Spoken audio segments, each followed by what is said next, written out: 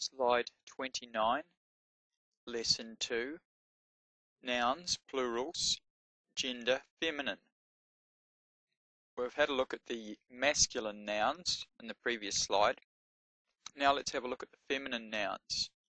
Again, feminine nouns have the letters vav, tav, ot. It's a vav with a holum there above it, so it becomes a oh sound. Feminine plural endings have the ot added to them. So let's have a look at some examples.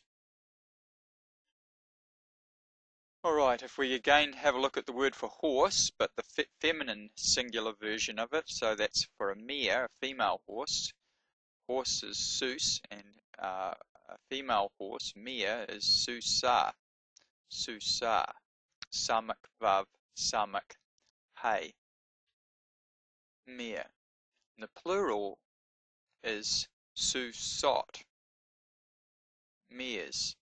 Susot. Samak vav, tav. So the word, remember, for the masculine for horse is sus, and the plural for horses, male horses, was susin. And now the plural for female horse, susa, is susot, mares. So male horse is sus, and the masculine plural is susim, horses, male horses, and the word for female horse, mare, is susa, and for mares, susot. Let's have a look at another one. Torah is one that we should all be pretty familiar with. Torah. Tav, vav, resh, hey means the law. Well, it means more than that. It means to fire an arrow or something going in the direction of. So the Torah is actually pointing the direction towards Yahweh, and in particular to his son, the Mashiach, Yeshua.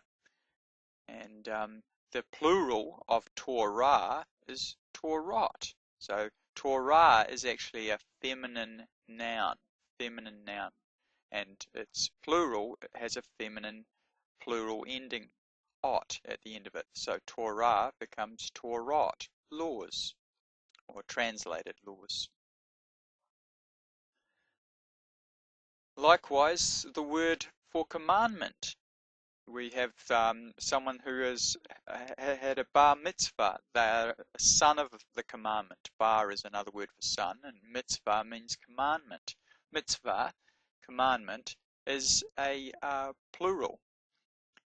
It's a feminine noun. And so the plural, mitzvot, is commandments. Mitzvot. So mitzvah becomes mitzvot. So here we have the vav being used both as a vowel and it's got the os sound, but it's actually being used as a consonant as well. So it's mitzvot, mitzvot.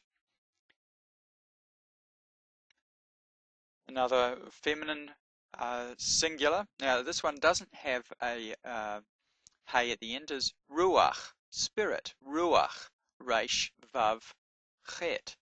Ruach, spirit. So this is, some feminine nouns have the heys, but some don't. But it still has the feminine plural ending of ot at the end of it when we say spirits or ruchot. Spirits, ruchot. The word for mother, im. Aleph mem, mother, im. And if I want to say mothers, I go amot, mothers.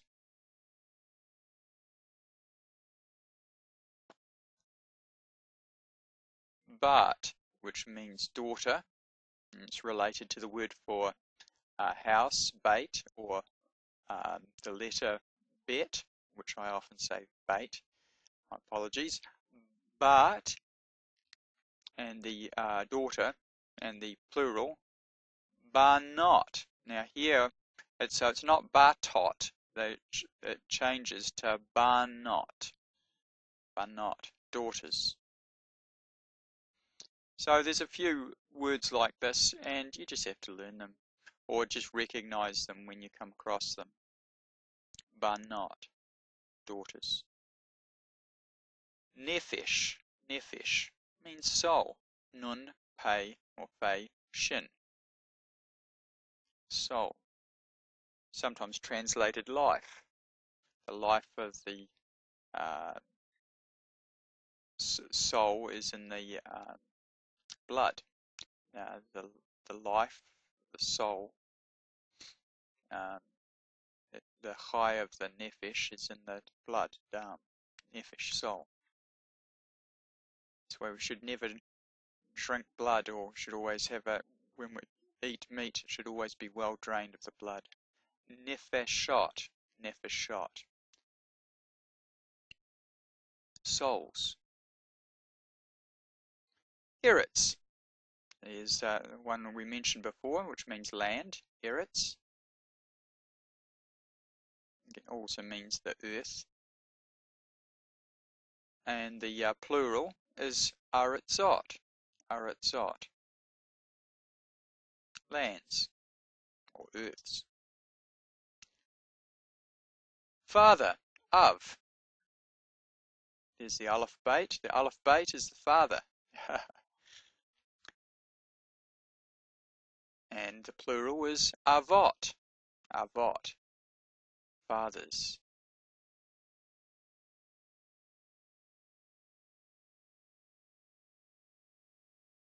And last but not leastly, Chalom, which means to dream. Dream. Chalom. Chet, Lamed, Vav, Mim. Vav again is being used as a vowel. Chalom, Vav. Off sound. Chalom. And the plural, Chalomot. Dreams. Chalomot. So that's all for the feminine plural nouns. So the feminine plural nouns have an ot at the end, whereas the masculine nouns that we saw in the previous slide have an im at the end. Slide 30, Lesson 2, Summary of Noun Endings. So let's summarize what we have just seen regarding the noun endings. For singular nouns, the masculine singular does not have a letter added to it. It is just left as it is. For example, devar. It doesn't have any fancy letters at the end. So in many cases, a word just as that, just the three-letter root without any letters added to it, it's a masculine noun. And devar in this case means word. Feminine singular nouns can actually have a hey on the end of them, but sometimes they don't, like the masculine nouns, and it's just a matter of learning them. You actually have to learn them, or at least recognize them when you see them. If it's got a hey at the end, it's often a feminine singular noun. Sometimes the singular nouns can have a tav at the end. I haven't shown you any examples of that, but they can have a tav at the end. So the feminine singular word here, Torah, means law. It's a feminine. It's got the hey at the end. And the plurals, masculine plurals, end with a im, herik yod mem, an im. So devar becomes devarim, word becomes words.